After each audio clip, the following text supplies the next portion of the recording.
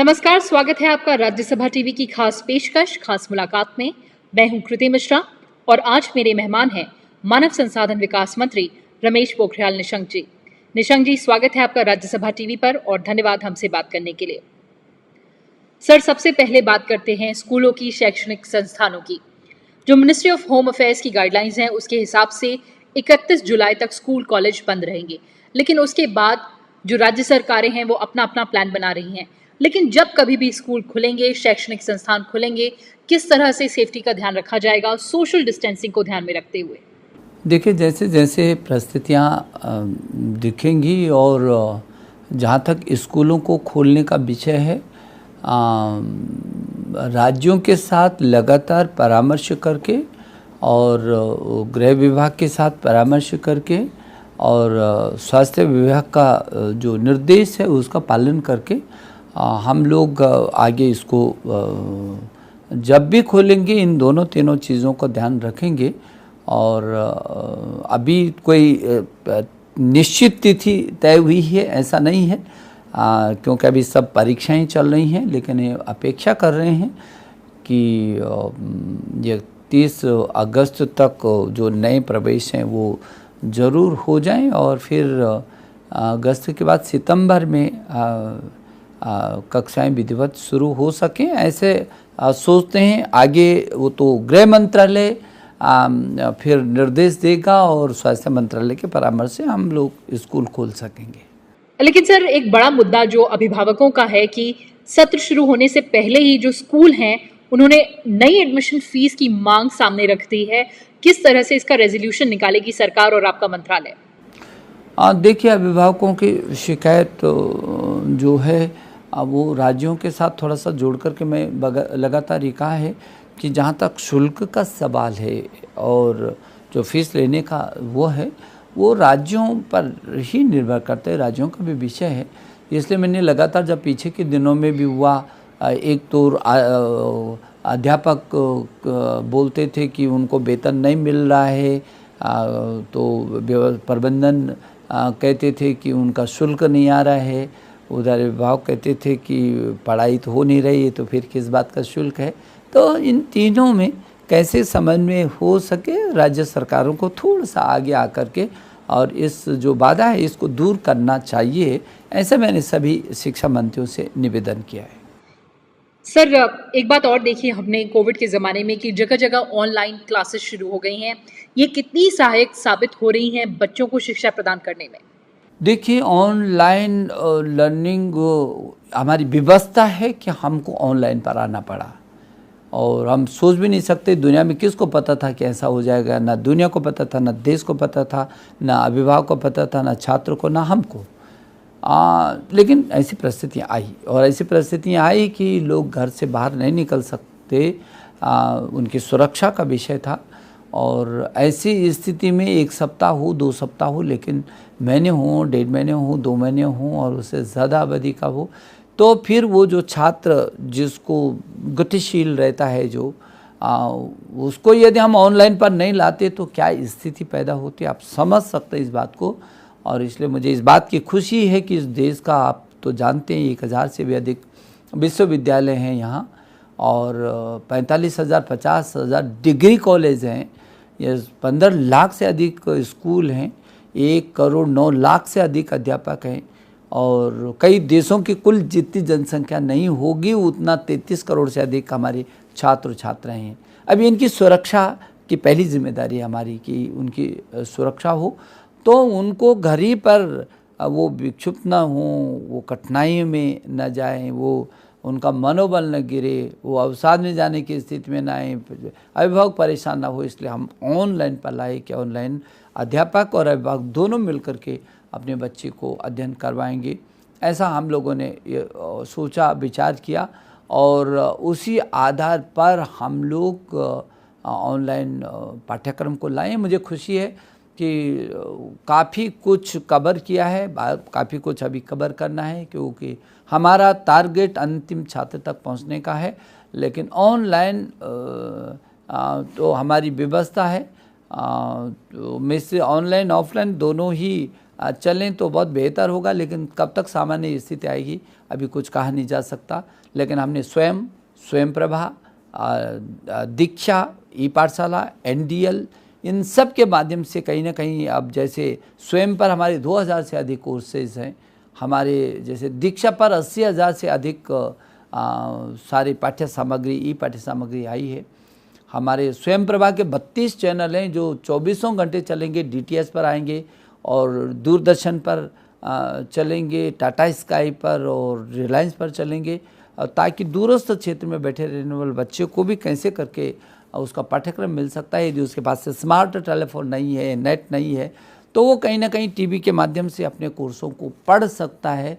इस दिशा में हम लोग लगातार कोशिश करें, ज़रूरत पड़ेगी तो रेडियो पर भी जाएंगे और ये सभी कुछ करके उस अंतिम छोर तक के बच्चे तक पहुंचने की हमारी कवायद जारी है। लेकिन निशंक जी, उन छात्रों का क्या जिनके पास इंटरनेट का एक्सेस नहीं है या जिनके पास इंटरनेट की सुविधा नहीं है? हाँ, बताए ना कि ये बात सही है कि बहुत सारे छात्रों के पास नहीं है और उन्हीं के लिए ये कवायद तेज़ी से बढ़ा रहे हैं कि जो ये DTH पर आ जाएगा, वो दूरदर्शन टेलीविज़न पर तो देख सकता है, उसको लगेगा, उसको बाकायदा पाठ्यक्रम देंगे, उसको बाकायदा उसका शैक्षणिक कैलेंडर देंगे और ज़रूरत पड़ेगी तो जो सामूहिक रेडियो का है, सामुदायिक रेडियो, उस सामुदायिक रेडियो का भी हम प्रयोग करेंगे और इसलिए राज्य सरकारों के साथ लगातार हमारा संवाद है ताकि वो अंतिम छोर का बच्चा भी न छूटे, ऐसे हम लोगों की कोशिश है। सर, लेकिन ये कहना गलत नहीं होगा कि महामारी का सबसे प्रतिकूल प्रभाव अगर किसी पर पड़ा है तो छात्रों पर पड़ा है? हाँ, स्वाभाविक ही है। वैसे तो पूरी दुनिया में आपने देखा है कि पूरी दुनिया इस महामारी कोरोना के संकट से होकर गुजर रही है और जो विकासशील देश थे आपने देखा होगा कि वो बिल्कुल चौराहे पर खड़े हैं। वो तो हमारे देश के प्रधानमंत्री जी ने समय पर अपने सूझबूझ से पूरे देश को बचाया है और संवारा है और पूरा देश भी मोदी जी के पीछे चट्टान की तरह खड़ा है। जब भी वो कोई आह्वान करते हैं पूरा देश एकजुट खड़ा हो जाता है। उसी का परिणाम है कि आज दुनिया का सबसे बड़ा लोकतांत्रिक देश जिसकी आबादी 130 करोड़ है, वो आज भी पूरी तरह सुरक्षित है। इस घनघोर महासंकट के बीच भी पूरी ताकत के साथ देश खड़ा है और इसका कारण है कि हमारे देश के प्रधानमंत्री ने समय पर कदम उठाए, पूरा देश उनके पीछे एकजुट रहा। अब स्वाभाविक ही है, जो मैं अभी कह रहा था कि 33 करोड़ से भी अधिक छात्र छात्राएं हैं, यदि उनके माता और पिता को भी देखेंगे तो 33 या 99 होता है, तो 99 करोड़ 100 करोड़ लोग सीधे शिक्षा से प्रभावित हो रहे हैं। माता पिता भी प्रभावित हो रहे हैं क्योंकि बच्चा उनका है, तो इसलिए प्रभावित हैं, बच्चे प्रभावित हैं, शिक्षा तो सबसे ज़्यादा प्रभावित हुआ है। लेकिन हमने कोशिश की कि उस बच्चे को हम पकड़ कर रखें, उसका साल भी ख़राब ना हो, उसका मन भी ख़राब ना हो और मनोदर्पण जैसे हम लोग कार्यक्रम भी लाएंगे भविष्य में, जब उसकी मनोवैज्ञानिकों की से भी रेगुलर उसको मदद मिलती रही और वो अवसाद में न जाए, ऐसी हमारी पूरी तरीके से कोशिश है। इसलिए निश्चित रूप में शिक्षा का तंत्र सबसे ज़्यादा प्रभावित हुआ इस महामारी से, लेकिन हम उसी में बहुत अच्छा रास्ता हमने निकाला है और निकालते जा रहे हैं। राज्य सरकारों के साथ किस तरह तालमेल बैठा रहा है केंद्र? लगातार आपने पीछे के समय में देखा होगा कि मैं देश के सभी शिक्षा मंत्रियों से मेरा संवाद हुआ, देश के सभी 1000 से भी अधिक विश्वविद्यालयों के कुलपतियों से संवाद हुआ, मैं सभी स्कूलों से संवाद हुआ, देश के सभी अध्यापकों से संवाद हुआ, देश के सभी छात्रों से मैंने संवाद किया और उनके अभिभावकों से भी अलग से संवाद किया। तो आप समझ सकते हैं कि पूरे देश के अंदर हमने कभी कोई कोर कसर नहीं छोड़ी, संवादहीनता हमने होने नहीं दी और उनसे सुझाव भी मांगते रहे और इसलिए राज्यों के साथ हमारा लगातार तालमेल है।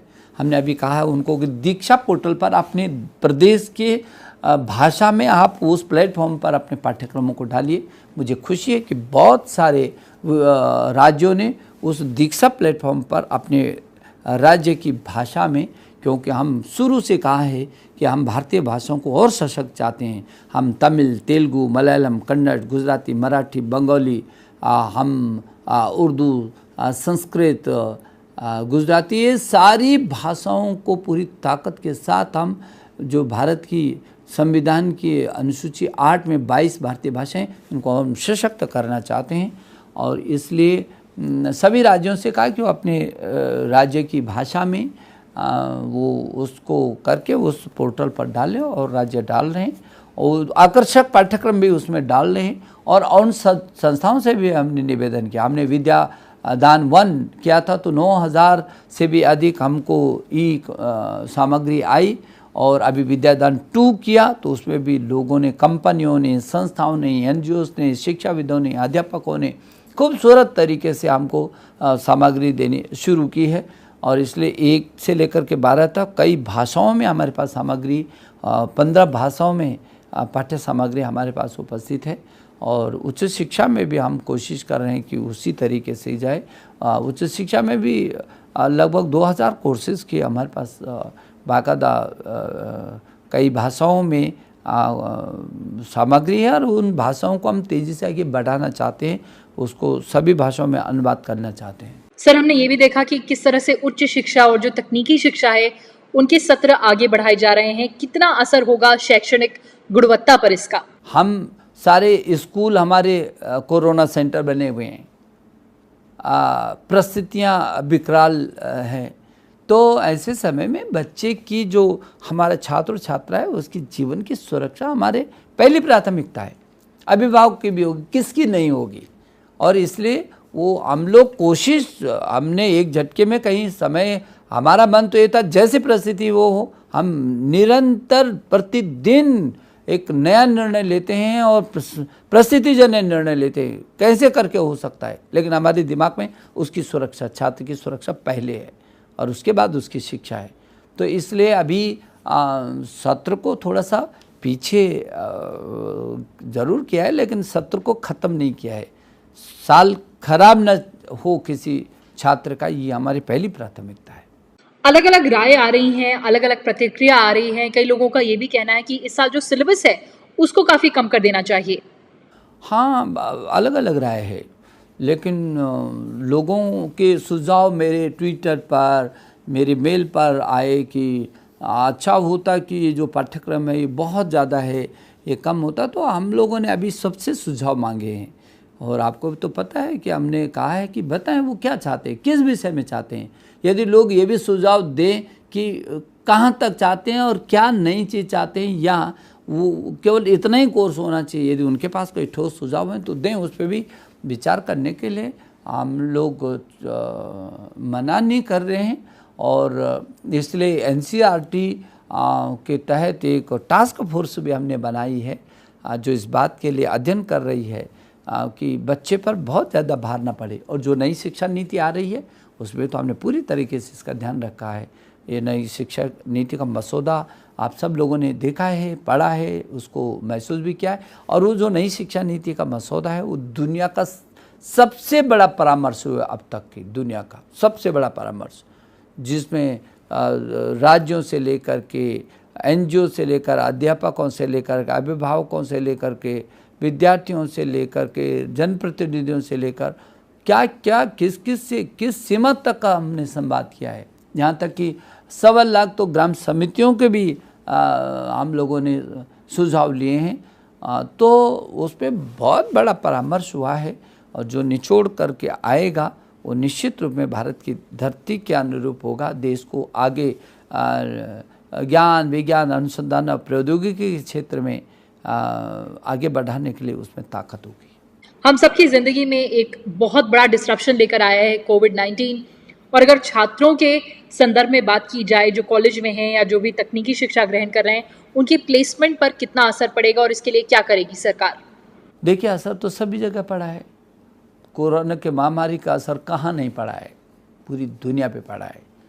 लेकिन मुझे लगता है कि इस कोरोना की महामारी के अवसर पर हमारे देश के प्रधानमंत्री ने जब हमारे नौजवानों को ये आह्वान किया कि वो क्या कर सकते हैं, तो मुझे ये कहते हुए खुशी है और संतोष भी होता है कि जब लोग अपने घरों में रहे होंगे तब हमारे युवाओं ने IITs, NITs, हमारे आईसर, IIM, वैज्ञानिक संस्थाएं, विश्वविद्यालय, इन सबों में, प्रयोगशालाओं में रात दिन खप करके नए से नए अनुसंधान किए। और अब मुझे खुशी होती है कि चाहे वो वेंटिलेटर सस्ता और टिकाऊ वेंटिलेटर की दिशा में काम हो, चाहे मास्क की दिशा में काम हुआ हो, चाहे टेस्टिंग किट कैसे करके सस्ती और कम समय में ज़्यादा प्रभावशाली कैसे हो सकते हैं उस दिशा में काम करना हो, चाहे औषधि की दिशा में हो, चाहे ड्रोन की दिशा में हो। यदि आप देखेंगे युक्ति पोर्टल हमने बनाया, फिर उस युक्ति पोर्टल में हमने कहा कि जितने अनुसंधान हो रहे हैं सब आप युक्ति पोर्टल पर बनाओ। और अभी AICTE ने युक्ति 2 भी किया है। युक्ति 2 उनका ये सुझाव था कि हमारे प्रौद्योगिकी और तकनीकी के क्षेत्र में हमारे पास बहुत प्रतिभाएं हैं, उनकी बहुत आइडियाज़ हैं। जब हमने स्मार्ट इंडिया हैकाथॉन किया था तब हमको लगा कितने प्रतिभाशाली हैं हमारे। हमने सिंगापुर इंडिया हैकाथॉन किया था जिसमें प्रधानमंत्री जी ने उसका उद्घाटन किया था मद्रास में। तो मुझे लगता है कि जिस तरीके से हमारे प्रतिभाएं हैं, जो उनके आइडियाज़ हैं, उनका जो विज़न है, उसको एक प्लेटफॉर्म पर, दुनिया का बड़ा प्लेटफॉर्म होगा जब हमारे तकनीकी दृष्टि से और प्रौद्योगिकी दृष्टि से हमारे छात्र छात्राओं के आइडियाज़ होंगे और वो उन आइडियाज़ को लेकर के उद्योगपति से लेकर के, व्यापारी से लेकर के, किसान से लेकर के और विभागों तक के लोग और गाँव के लोग किस तरीके से अपने को उन्नत करने के लिए, अपनी आर्थिकी को बढ़ाने के लिए, जो आत्मनिर्भर भारत है उसको और सशक्त करने के लिए उस आइडियाज़ के आधार पर अपने अपने क्षेत्रों में काम करेंगे। और वो नौजवान उस दिन अपने आइडिया को लेकर के उस किसान के साथ या उस उद्योगपति के साथ या उस व्यापारी के साथ या उस व्यक्ति के साथ जिसकी अभिप्सा है कुछ करने की, उसके साथ मिल कर के एक ऐसा, जो भारत के प्रधानमंत्री जी ने कहा कि make in India, digital India, skill India, startup और स्टैंड अप, कि मेक इन इंडिया, क्यों मेक इन चाइना हो, क्यों मेक इन जापान हो, मेक इन इंडिया क्यों ना हो। और अब तो आपको मालूम है कि जो विदेशी तमाम वो ऐप थे जो भारत की संप्रभुता, एकता और अखंडता पर कहीं ना कहीं ऐसा लगता था कि कभी खतरा भी हो सकता है, ऐसे देश की एकता और अखंडता को मद्देनज़र रखते हुए और देश की संप्रभुता को मद्देनज़र रखते हुए भारत सरकार ने बहुत बड़ा फैसला किया है और 50 से भी अधिक इन ऐप पर प्रतिबंध लगाए हैं। अब तो मेरे नौजवान के हाथों में पूरा मैदान खाली है और उनमें प्रतिभा है, वो इन सब को इस देश के अंदर तैयार करेंगे। और जो भारत के प्रधानमंत्री जी ने कहा मेक इन इंडिया होना चाहिए, अब मेक इन इंडिया होगा, डिजिटल इंडिया होगा, स्किल इंडिया होगा। स्किल, हमारे हाथों में कौशल है, उस कौशल का विकास करेंगे। और इसलिए ये कठिनाई ज़रूर हैं, लेकिन इन कठिनाइयों में भी ताकत के साथ काम होगा तो यही चुनौतियां अवसरों में तब्दील हो जाएंगी। और वो मेरा इस देश का छात्र उन अवसरों को पा रहा है, उन चुनौतियों का मुकाबला करके उनको अवसरों में बदल रहा है। तो चुनौती ज़रूर है, कठिनाई ज़रूर है। जहाँ तक आपने कहा कि जो ये छात्रों को जो अपनी परिसर से ही जिनको चयन हो जाता था वो फैक्ट्रियों में जाते थे, उद्योगों में जाते थे, कंपनियों में जाते थे। पीछे के समय कुछ कंपनियों ने कहा कि उनके नियुक्ति पत्र स्थगित किए। मैंने स्वयं उनसे अनुरोध किया, ये वक्त ऐसा नहीं है, आप उनका उपयोग करिए। मुझे खुशी है कि ये आधा प्रतिशत तो कुछ लोग होंगे तो होंगे, नहीं तो कंपनियों ने कहा है कि ठीक है साहब, हम किसी को भी जिसका चयन हो गया उसको रोकेंगे नहीं अपने यहाँ आने से और हम इसको बढ़ाएंगे। अब इसको तेज़ी से हम लोग बढ़ाएंगे। लेकिन अब भारत के लिए आत्मनिर्भर भारत का एक ऐसा सूत्र मिला हुआ है हमारे देश के प्रधानमंत्री से जिसको हमको क्रियान्वित करना है। इसलिए हम इन चुनौतियों का मुकाबला निश्चित रूप में करेंगे और इनको अवसरों में तब्दील करेंगे। और मैं अपने नौजवानों को इस दिशा में आह्वान करना चाहता हूँ कि आगे 25-30 साल तक ये देश यंग इंडिया रहने वाला है। जो हमारी आयु है, पूरी दुनिया जब बुजुर्ग हो रही होगी, थकी हारी होगी, तब हमारा युवा पूरी दुनिया पर छाने के लिए तैयार होगा। तो अभी से उसको उस दौड़ के लिए तैयार होना है। और मैं विशेष करके नौजवानों को आह्वान करता हूँ, अपने जितने हमारी श्रेष्ठ संस्थान हैं, विश्वविद्यालय हैं, तकनीकी संस्थान हैं, उनको मैं शुभकामना देना चाहता हूँ कि वो आगे आएँ और इस अवसर का लाभ लें। निशंक जी, आप हमसे जुड़े सोशल डिस्टेंसिंग के ज़माने में वर्चुअल प्लेटफॉर्म के द्वारा आपने हमसे ये सारी जानकारी साझा की। बहुत बहुत धन्यवाद हमसे जुड़ने के लिए और राज्यसभा टीवी से बात करने के लिए। धन्यवाद।